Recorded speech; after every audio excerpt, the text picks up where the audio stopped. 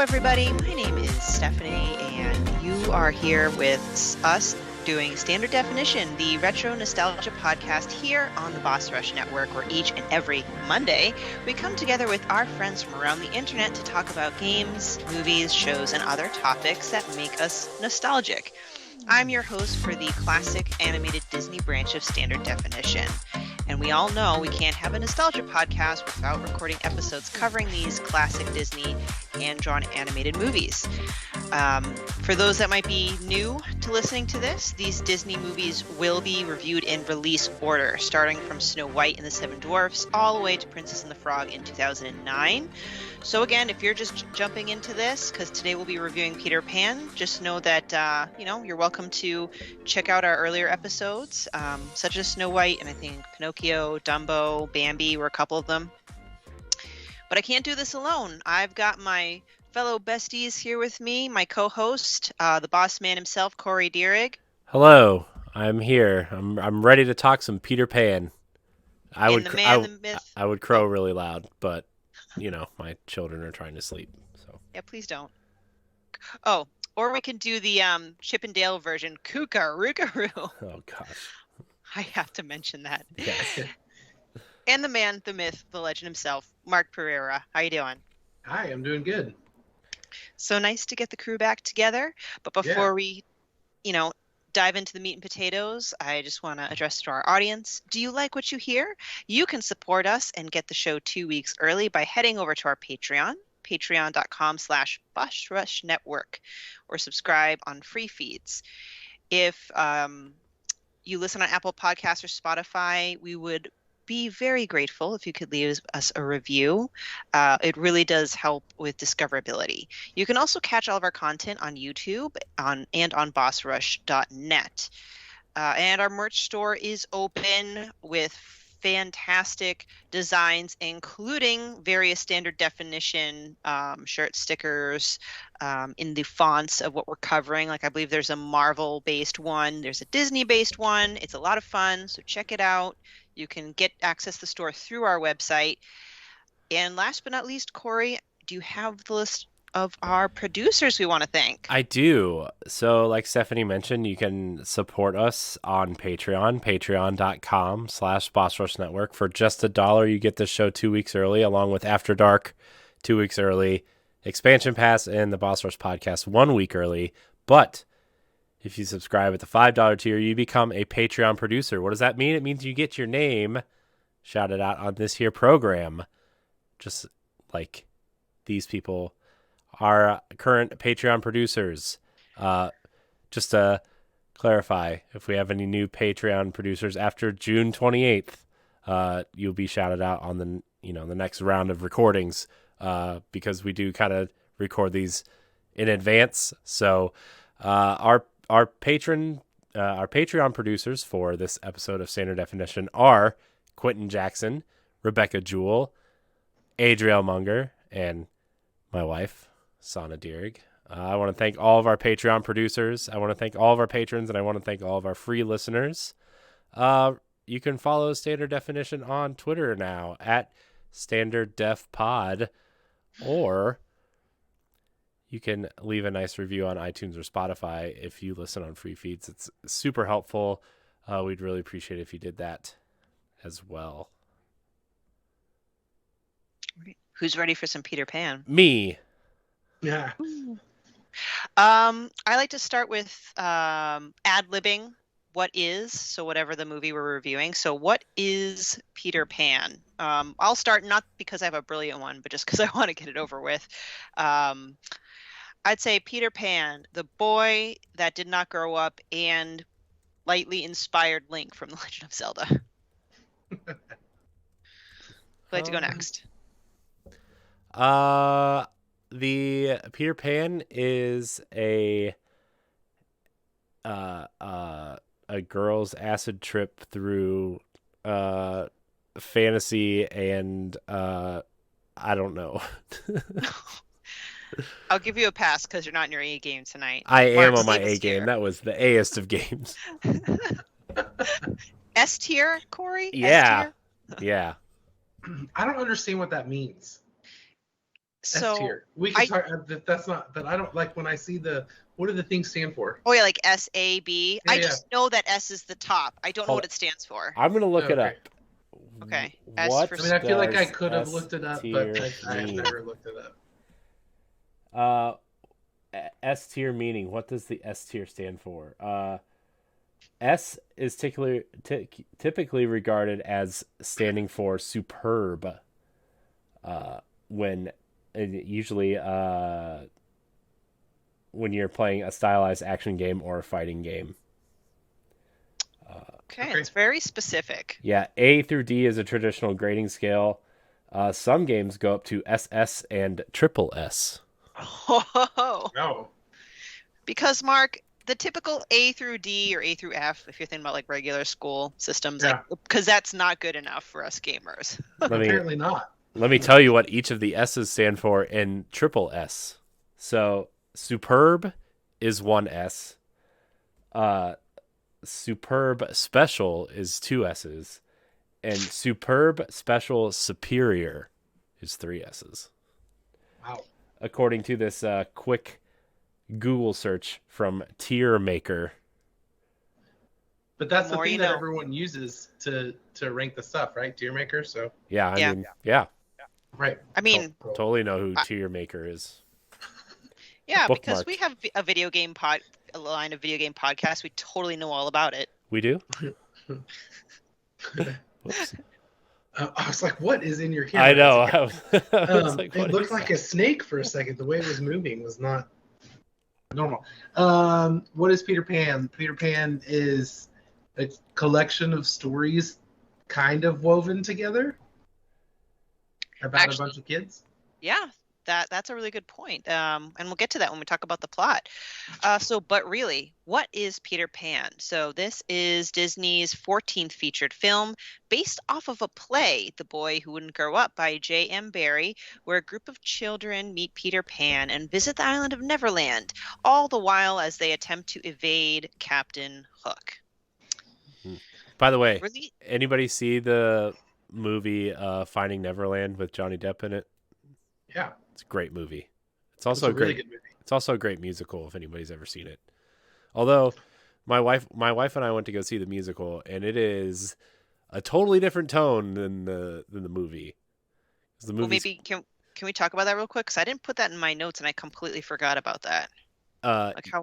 Yeah. So I mean, Finding Neverland is just kind of like a fantastical biopic of J.M. Barrie and kind of what, his inspiration for Peter Pan and him telling stories to the kids and, him kind of, I guess, kind of falling in love with the kid's mother and like him creating Neverland. And it's a really good story. The ending is kind of sad, I guess. But yeah, it's really good. I highly recommend it. It's not very long. I think it's only an hour and a half, but it's very good. It's Kate Winslet, Johnny Depp, Freddie Highmore. Yeah. It's pretty good. Yeah, it's very good. All right. Johnny Depp's in a lot of these Disney well, maybe it just feels like that because we recently did Alice in Wonderland and we were talking about all those live action films. He used to have a really good relationship with Disney. Yeah. Boy. Although, did y'all? Sorry, I'm totally veering off subject today. But did y'all hear that they're supposedly have offered him $300 million to reprise his role as Jack Sparrow? No, really? Because he won the defamation lawsuit, they want to get back in business with him. I mean, that would make sense. As I'm looking on Twitter right now, Amber Heard 2.0 is trending. So, boy. I don't know what that means, but that's scary. Wow, what a wild and crazy ride that whole thing was. I know. Yes. Well, speaking of things that weren't very long. Okay, that was a terrible transition. Peter Pan had a runtime of 77 minutes, so that's just a little over 1 hour. It was released February 5th in 1953. Its budget was $4 million in the box office in the U.S. and Canada. That's the information I was able to obtain. $87.4 million. At first, I'm like, dang, that's not a lot of money. But, after doing some research, you got to adjust for inflation. Can't forget about inflation. If we were thinking about lifetime gross with inflation, it's actually ballpark 427.5 million, which makes a bit more sense. Let's see. I usually do trivia first. Okay, guys. This might be an easy one. I couldn't find anything super tricky about Peter Pan, but how does Peter Pan try to reattach his shadow? Is it A, thread and needle, B, bar? Quiet, Corey, just be patient. B, bar of soap, C, glue, D, kite string. Mark, you can go first if you want. No, you go for it. So eager. Go ahead. Soap. Yes. Soap. Yeah, it wasn't a hard one. I don't know how they got that idea, and I don't know. Wouldn't be the first thing I'd go to. Yeah. When I was little, Peter Pan, like the way my daughter watches Encanto and Turning Red is the way I used to watch Peter Pan. So, yeah, I had a Peter Pan costume that I would wear like year round, and like I would jump off the couch pretending I could fly and stuff. Like Peter Pan is like one of my favorite movies of all time. Although I'm sure we'll get into it, but some things in this movie did not age very well at all. So go ahead. No, you go, Mark. Yeah, you go. I was gonna say I just looked up why he used soap to stick his shadow, and I think that this is interesting. But this says that Peter Pan was written before there were glue sticks or cellophane tape, so people used soap to make things stick together. That was like a thing they did. We're learning so much. Whoa. Yeah. The 50s were a crazy time. Seriously. I know. Well, you know what? If there's ever a zombie apocalypse and we just run out of supplies, all you need is that simple bar of soap. You can get clean and stick things together. There you go. Wow, that is so cool. Thanks for sharing that.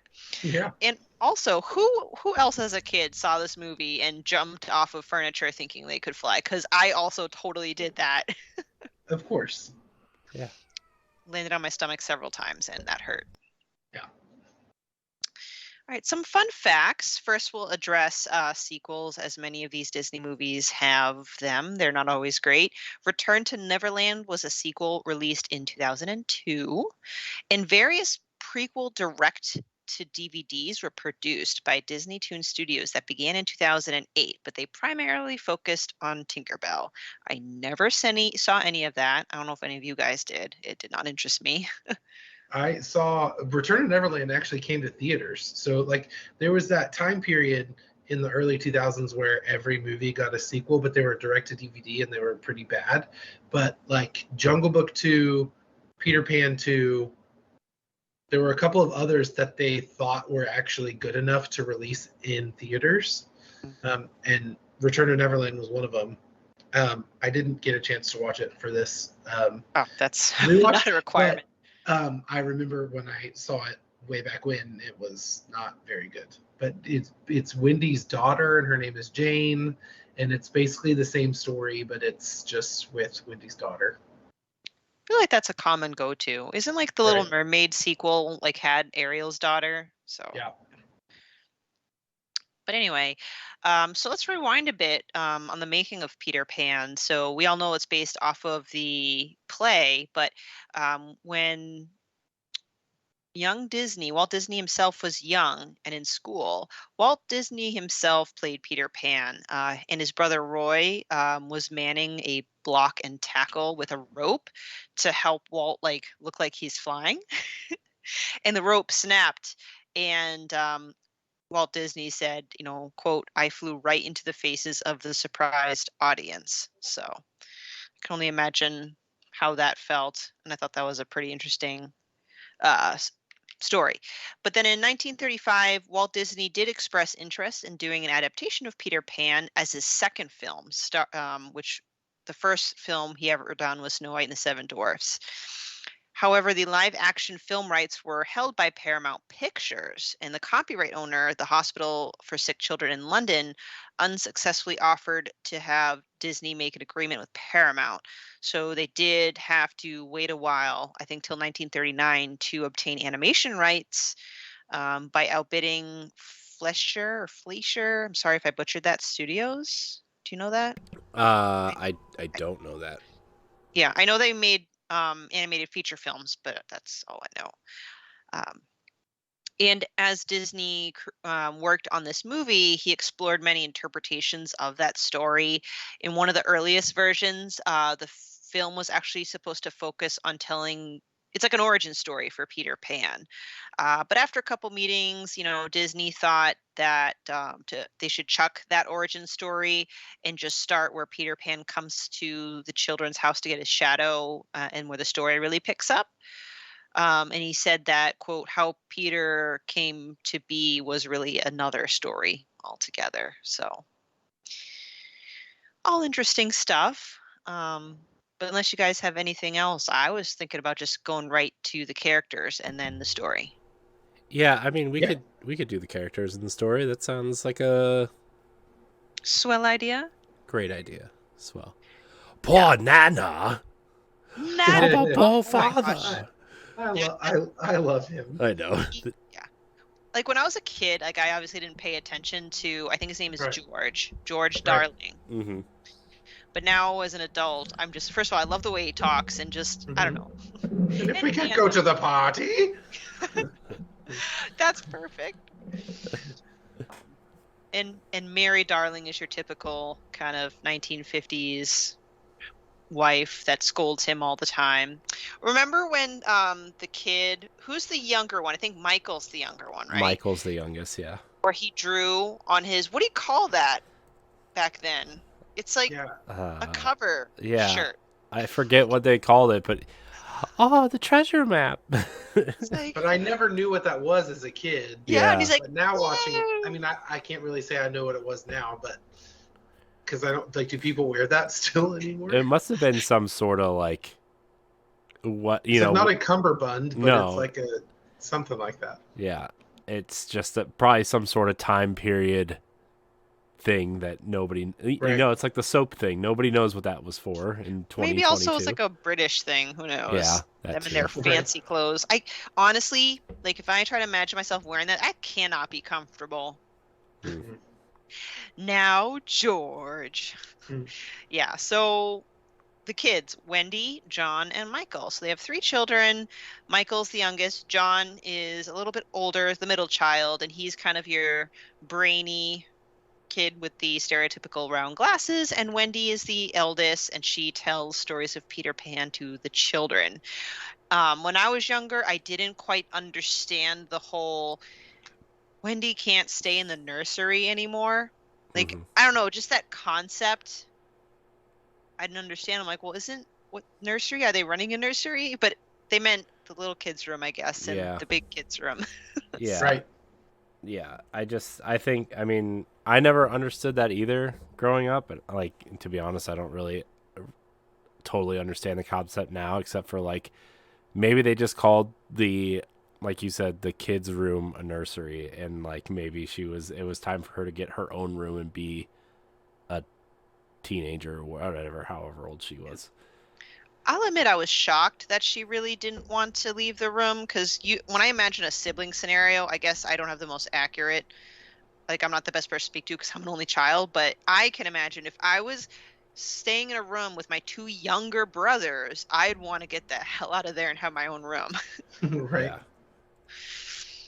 And then, again, we mentioned Nana, and I also thought it was weird. I'm like, man, these parents are neglectful. They're just letting this dog take care of the children and feed them medicine. Yeah, I thought the medicine in there looked disgusting. Like boogers. Yeah. And then Nana accidentally drinks it, and she thinks it's disgusting too. And I'm like, you're really selling it there, dog. Because dogs will eat anything. Yes. So. Even if it's at their detriment. Well, next, Peter Pan and Tinkerbell, they arrive at the house. What are you guys' thoughts on these 2, like, main characters? I used to love Tinkerbell, but when I rewatched this, I was annoyed with her. I'm like, man, she petty. Yeah. She's petty. Yeah. She's definitely she's jealous. She has a short temper. She, like you said, she's petty.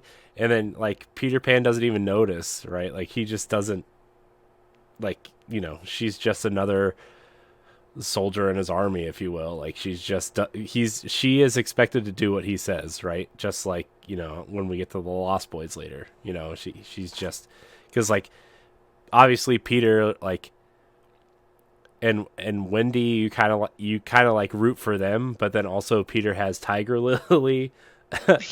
It's like, man, Peter is getting around, like, but very oblivious. But I guess that's what young boys are. They're supposed to be oblivious. Like, I got to keep telling my brain, like, this isn't like a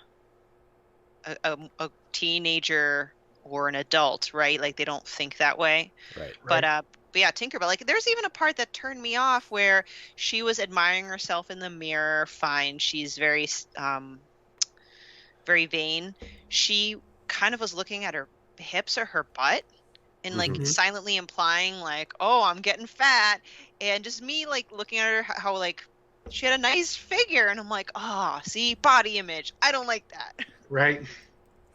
She does get stuck in the keyhole though, so I guess she really was fat. Just kidding. What are your thoughts, Mark? She's got some junk in the trunk, you know what I mean? She can't get through the keyhole. Yeah, I mean, I feel like, I kind of feel like this with all the characters in Peter Pan. I feel like there's like shades of interesting characters there, but they're all just kind of like not explored. Like, I mean, obviously there's all those Tinkerbell spin-off movies. My daughter watches them, but I don't know if they're good or not. But like, I want to know more about Tinkerbell. I want to know more about Peter Pan. I want to know more about Captain Hook. And so I like the characters. I like Tinkerbell. But it's just kind of like, it's a little one note, and it's like, it has a little bit, she's lacking. Yeah. All the characters are kind of lacking. And so I want to know more. Like with your quote that you said that Walt said about Peter Pan, like how Peter came to be is really another story. Well, let's look into that story a little bit. Like, let's find out a little. Not that he needs an origin story, but I just a little bit more would have helped. Yeah, like there was some interest. You're right, and you know what? I do feel that with basically every character. Like, here's a paragraph about what I feel like. Write a paragraph about what this character should be, and that's it. Like, I don't feel like we really know them through and through, and. I can't believe I just realized this. We can't ignore the fact that Tinkerbell is really one of the faces of Disney, because who comes flying in a lot of the times? Oh, yeah. Or whatever with the pixie dust. It's Tinkerbell. I mean, did they do it just because it's probably one of the best mascots because she can fly and she's tiny and adorable, or what? Because it could easily have been, I don't know, Cinderella's mice or Jiminy. Well, Jiminy Cricket. Well, I remember like, at least back in like the 80s and 90s, especially at like the theme parks and stuff, the characters that were always prominent in terms of like their marketing stuff were Tinkerbell, Jiminy Cricket, the Mad Hatter, and like Dopey, like, the classic, like what you think of as classic Disney, like the sidekick characters, and always prominent, and yeah, I don't know. I just think there's something literally magical about Tinkerbell, and that kind of, when Disney started their whole kind of like, we're a magical company, like that's literally the epitome of magic. At especially after Walt died and the company started becoming like what you would think of as Disney now, right? Probably capitalizing on that, probably like the late 80s, early 90s Disney, right? Like Tinkerbell was kind of like the epitome of that marketing, because she's pure magic. Plus like Disney used her in his like Wonderful World of Disney kind of show that he had on ABC back in the day, when he was kind of laying out his plans for Disneyland and Disney World. Like, he televised that stuff, and Tinkerbell was a prominent piece of that. So I mean, I'm not against it. Like, I think it was a great choice, but it's just that throughout all these years, seeing the Tinkerbell across the screen or whatever, and then going back and seeing the movie and seeing how very unpleasant she is as a character, it was very jarring. I'm like, oh, she's a bee. Plus, like, fairies are kind of the epitome of fantasy. like whimsical fantasy, and that was kind of Disney's fairy was Tinkerbell, so maybe that's why she became part of it too. So Yeah. You know what? Navi should be like Nintendo's. Yeah. Sorry for the constant Zelda references, because I have a bit of a... Never apologize for Zelda references. But I will make a different reference. Mark, you've seen the Chippendales movie, the new... Yeah. So I'm not going to talk about it too much because this is Peter Pan, but I think, and totally I would like to know relevant. your opinion. Yeah. I thought the selection of Peter Pan or Sweet Pete, spoilers for Chippendales, I guess, kind of, maybe, I don't know.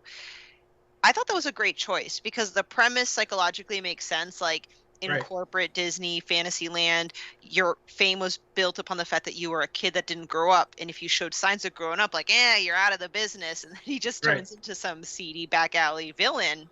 I just want to, get your thoughts on that choice of a villain. Yeah, no, I thought that was, I mean, the whole movie is like I don't know the word that I'm trying to say here, maybe indictment or something, but like it's an allegory of the Hollywood kind of machine, right? Yeah. And so it's, I mean, even, I don't remember which one, Chip or Dale, whoever did it, but one of them getting the CGI surgery, right? To Dale, say like, look modern or whatever, like that's plastic surgery for actors to look young, right? So so I mean that movie is so good. In my opinion, and the choice of that villain, it was just like the perfect marriage of like the type of movie they were trying to make, the commentary they were trying to have, the story they were trying to tell, and the motivations all just really worked together. And so I thought it was fantastic. I mean, I thought it was a really great choice. Mm-hmm. Great voice actor. Like, I think they picked the right one, and just the look. Like, he's still wearing his Peter Pan outfit. He has the hair, but you could tell it's like balding. The hairline's receding, and he's got a little bit of a belly and his chest hair and everything. So funny. I am highly debating being Sweet Pete for Halloween, by the way. Do it. But what do you got? And I know it seems like a stupid question, but what do you guys actually think of Peter Pan himself? Again, it was one of those scenarios where I held him in high regard. Throughout all those years, I have not just rewatched Peter Pan, and when I saw him again, I'm like, he's kind of, I don't really like him too much. I don't hate him. I love the movie, but I just, as a character himself, I kind of... he's kind of cocky and arrogant, and and like the movie doesn't do any kind of character growth to where he doesn't become those things, right? And like he's just, like Mark said earlier, all these characters are kind of one note, and Peter kind of is the pinnacle of that one note, right? Where throughout the whole movie, right, he's arrogant and egotistical and always gets the girl, and like even in the Native American camp, right, like he's very prominently kind of trying to be the leader there too, and he's just very kind of full of himself in a lot of ways, and doesn't really change, right? Because he still fights off Captain Hook. He still gets Tiger Lily. He still gets Wendy. He still gets the mermaids, right? Like he's still like, he's kind of an a-hole.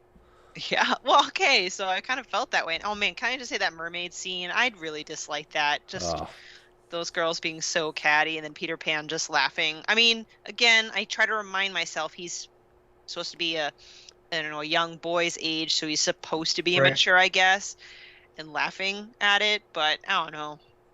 Yeah.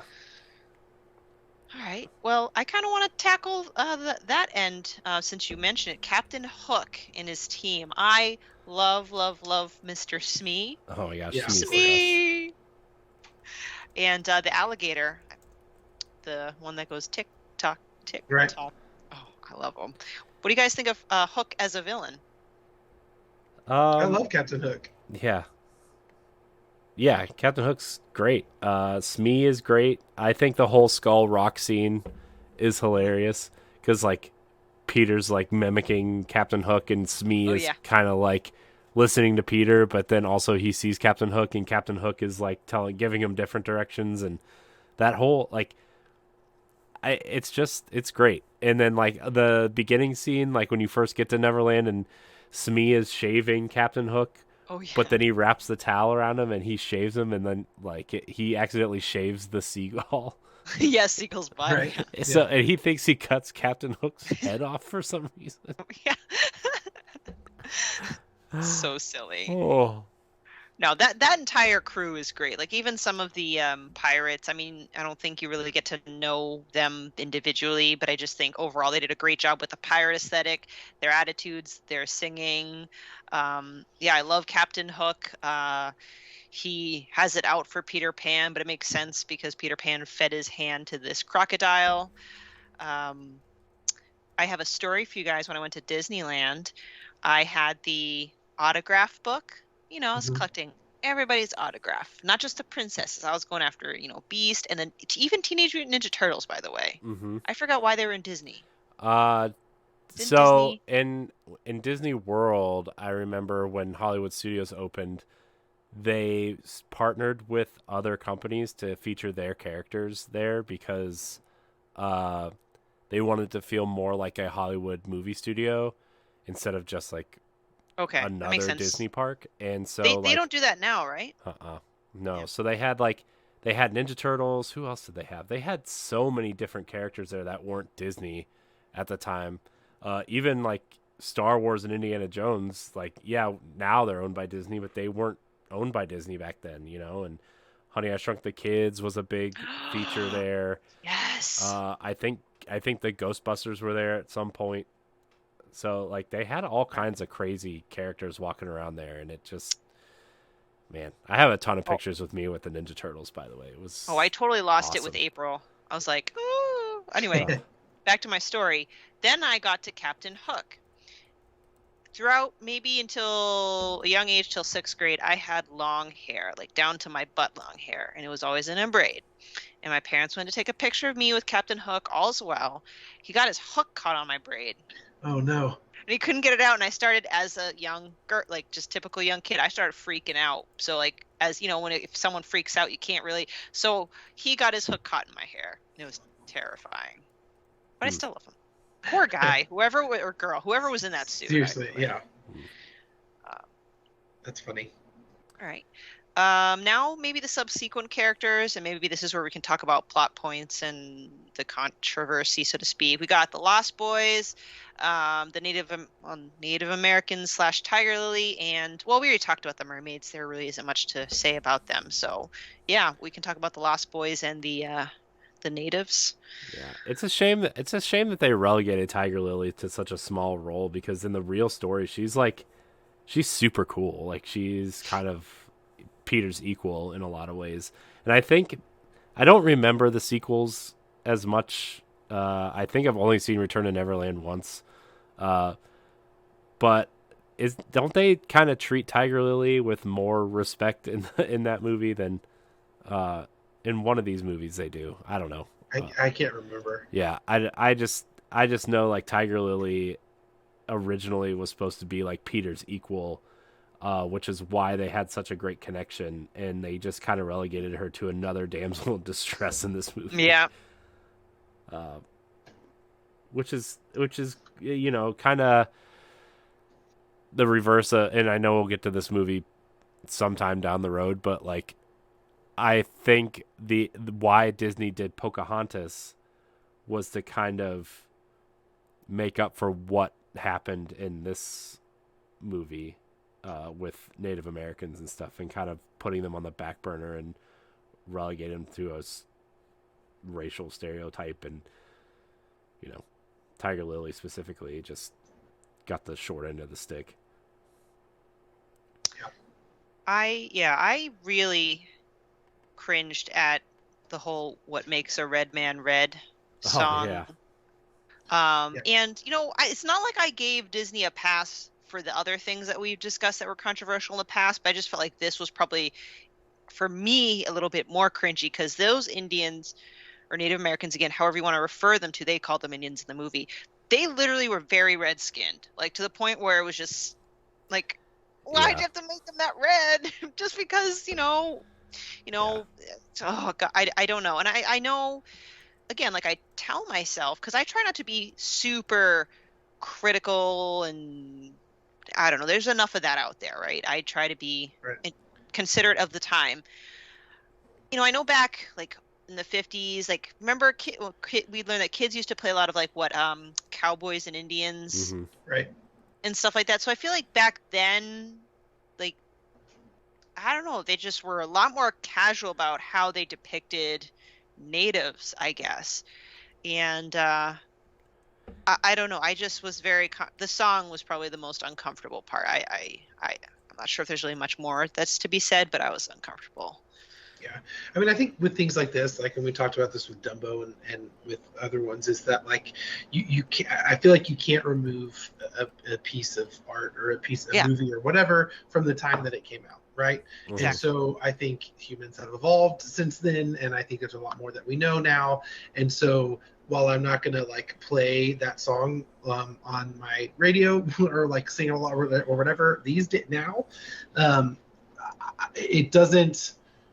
It was a different time then. So I'm not going to be like, Disney hates Native Americans or, anything like that. I'm not going to, like you said, I don't try to read more into it, just in the fact that that's just how it was kind of back then. Mm-hmm. Right. And to Disney's credit, credit, that's a interesting kind of term, but if you watch it on Disney Plus and any of the recent Blu-ray or 4K editions of these movies, they put a notification at the beginning of these, especially these earlier movies, where it's like, hey, we know that at the time this movie was made, their cultural norms have changed in the way that certain cultures are depicted, are considered racist and unkind. So if you want to check out more interesting stories on how to help these cultures, go to disney.com/something. So. Right. And I'm definitely grateful in that sense. I mean, clearly we're still dealing with challenges in modern society. That's not the exact same issues, but it's more like, good, we have this as part of history so we can learn from it. And that's as far as I'll get. But that also does remind me, I think part of the scene when the boys are with Michael and John are with the Lost Boys, they do what, Indian hunting is what they call it? Please tell me I'm wrong. Okay. I think that's right. Yeah, but anywho, I do like the Lost Boys themselves. They're adorable with their little animal costumes. I like the chubby bear. Yeah. But I don't know if I really have much to add to them, though. Speaking of bears, side tangent. This is happening in real time. There was a bear spotted on a road a quarter of a mile down the road from us. Cool. A black bear. Ooh. Oh my gosh. Black bear. According to Dwight Schrute, I think that's the most superior bear. Oh my gosh. That's crazy. This thing is huge. I know what house that is too. Oh my gosh. That's so scary. Bears. Be safe. Oh, I'm not going anywhere. I don't like going outside as it is. All right. Honestly, that's kind of it for the characters that I wanted to talk about. Am I missing any other key players here? I mean, not really. I mean, this cast is actually very contained. I mean, right. Aside from, there's a lot of groups of characters that you could talk about, but like in terms of main characters, it's really Peter, Wendy, the boys, like John and Michael, I guess, and even lesser to an extent, I guess, and Captain Hook and Smee. Like that's your cast, right? And yeah. So I think in terms of the plot, Tinkerbell probably has the biggest part to play in the plot, right? Because like her jealousy is kind of like what makes her turn on Peter to an extent, right? And when Wendy and the Lost Boys are captured, right? And Captain Hook sends Peter a birthday present or whatever, and Tinkerbell tells Hook where to deliver the package, and it ends up being a bomb. right? And yeah, I mean, Tinkerbell is probably really the most prominent character in this movie, even though like Hook is awesome and Peter is Peter, right? And uh, there's a lot of things that point back to Tinkerbell, and that's probably, I don't know if that's good or bad because of her jealousy and kind of how she's depicted, but like that's Yeah, I kind of mixed feelings on that because on one hand, yeah, it stinks that she has to be depicted like that, like, oh, jealous female. But at the same time, I hate to say it, this kind of stuff, not literally, but this stuff like this does happen in real life. Like, I hate to say it. It doesn't apply to all women. Men do this too. were you captured by a pirate and had him send a bomb to your ex-boyfriend? Well, instead of a pirate, it was a ninja. Oh, excuse me. Well, I guess you want to avoid get it right. Copyright claims and Exactly. My bad. Well, that being said, do we have any favorite moments? Moments we didn't like? Any music call-outs?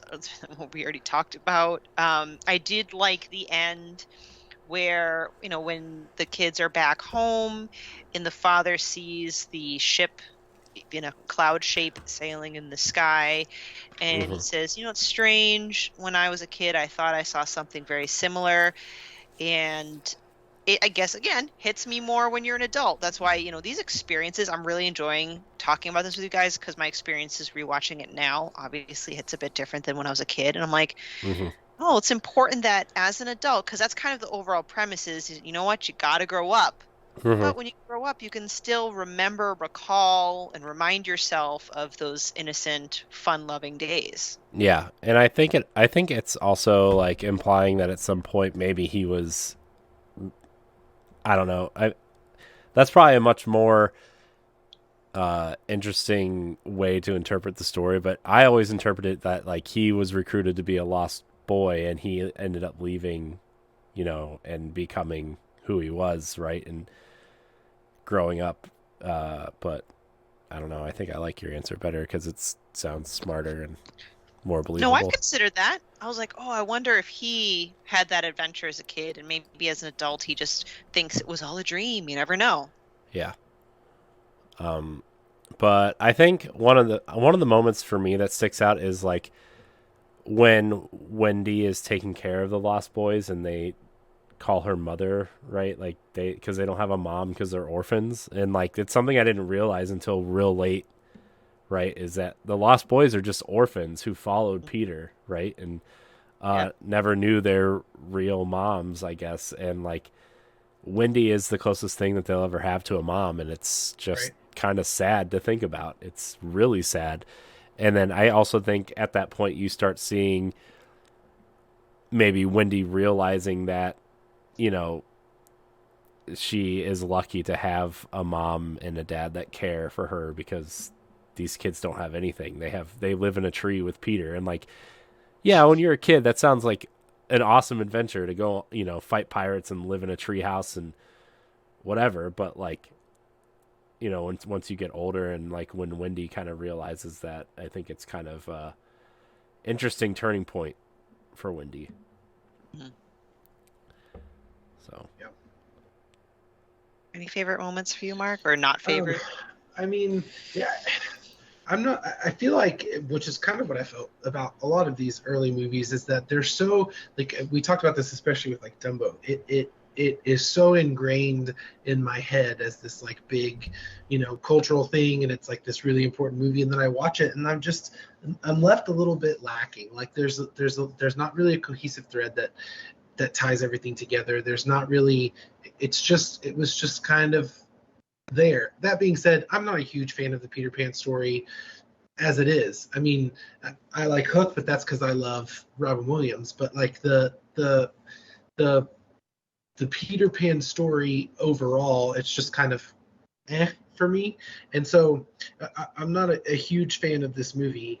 I do think your comment about the like clouds at the end or whatever, like a lot of the live action Peter Pan movies will cast the same person as Wendy's dad as Captain Hook, and like Wizard of Oz, where a lot of the characters in the beginning are the characters in the thing, and so it's kind of like is this real? Is this a dream or whatever? And I feel like there's some interesting things there. And this movie it played with it a little bit, a tiny little bit, but it didn't really play with that a whole lot. But I think, like I was kind of trying to say earlier, like there are shades of characters here that are really interesting characters that I want to know more of. Why is a grown man so interested in a bunch of boys, right? And I don't mean anything like nefarious like that. That came out sounding just something like, I don't know, but I mean, like, why does a grown man like hate these kids so much, right? Why is Tinkerbell the way that she is? Why how did Peter Pan get to Neverland? Like, there's more that I want to know about these characters, but the story itself, I'm just kind of meh on. So it was kind of there for me.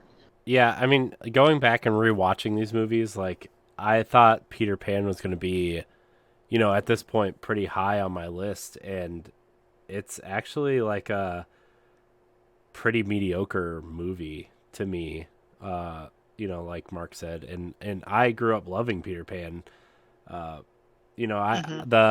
Them flying, right, and landing on Big Ben, like, that's such an iconic scene.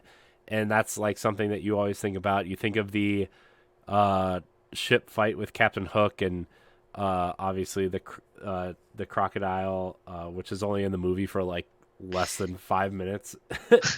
But the story didn't really do a lot for me either. I mean, I think just growing up and kind of realizing certain things and learning how to be, I guess, an adult, but also, I don't know. There's just been so many great movies since then, and it's. Yeah, agreed. Like I have a feeling that we can all say that we're not necessarily dumping on the movie, saying it's awful, but it's, meh, mediocre at best. There's just leaves a lot to be desired.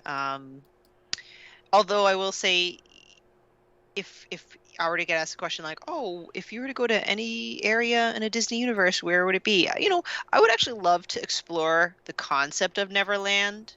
Like, that is actually a cool concept. I just don't think it fired on all cylinders through the movie. I do want to touch on one song that I like. It's not a famous song by any means. It's just a cute little ditty it's the pirate song when they were asking the kids to sign up to be part of Captain Hook's crew. Mm-hmm. I don't know why, but I just thought it was just such a fun song.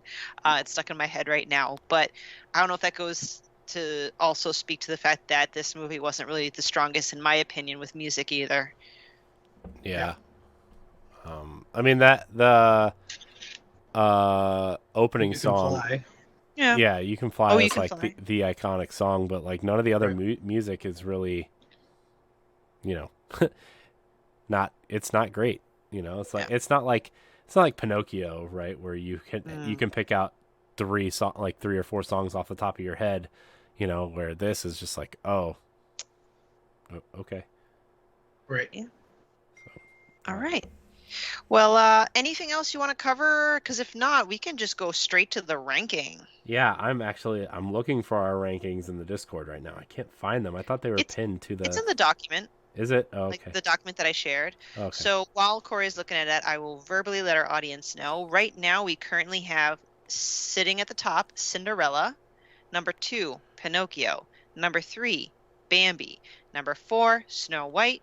Number 5, Dumbo. And I feel like it's not going to be at the top for me.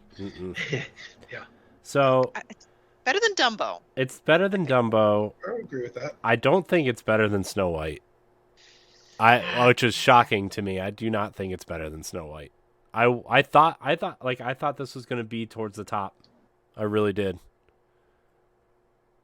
But man, I would think for me, I think it would be between Bambi and Snow White for me. I think this movie, in terms of, I don't know, just characters and lasting legacy. And I mean, I guess Snow White has a pretty big lasting legacy, but I don't know. there's something. I just don't love Snow White. So there's something about Snow White that kind of makes it low down on the list. So I say for me, it would be between Baby and Snow White. Okay.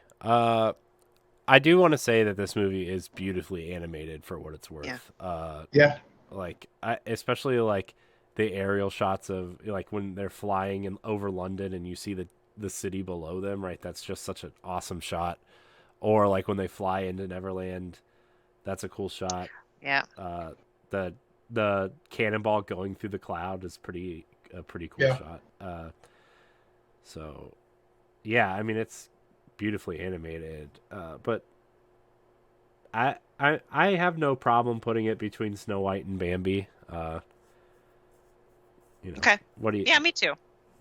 Because I was going either between Snow White and Dumbo or Bambi and Snow White. So I honestly could have been convinced otherwise.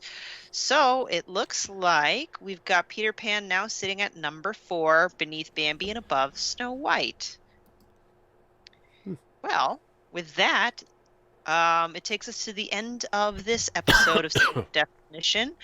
Our next Disney-related film that we will be discussing will be Lady and the Tramp, so stay tuned. Again, if you'd like early access to these shows, you're welcome to check out our Patreon and explore your options. But regardless, we appreciate your listen. Guys, let's start with you, Mark. How can people find you? You can find me on Twitter, except in Pererra, and you can find me on Boss Rush doing movie reviews and writing stuff and fun stuff like that. Corey, where can people find you? You can find me at I am Corey HD on Twitter and Instagram. You can find me on the Boss Rush podcast. You can find me on Nintendo Pal Block and various other things here on the Boss Rush Network. Fantastic. And you can find me on the internets at Klimov_author, Twitter and Instagram. You can find my articles on bossrush.net. I am also a co-host on Boss Rush podcast that's live on Wednesday nights. And I make appearances on a couple other podcasts as well. So everybody have a fantastic night. Kuka Rugaroo. I love that. I can't stop. Give us one more good one, Stephanie. Kuka Rugaroo.